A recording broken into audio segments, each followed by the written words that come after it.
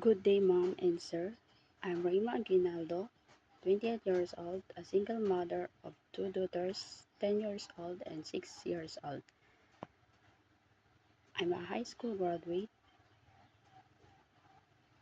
I have three brothers and four sisters. I'm Roman Catholic in religion. Uh, I'm seventh in the family. I work experience here in Philippines since 2020 to present.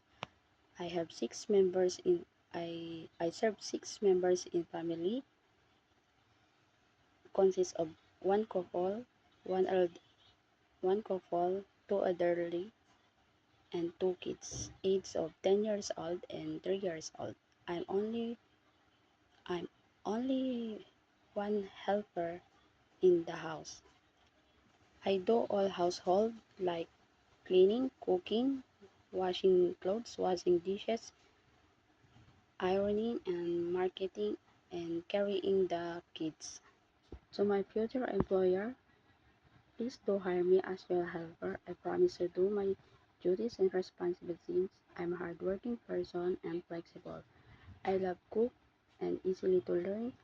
I take care of your babies like my own baby.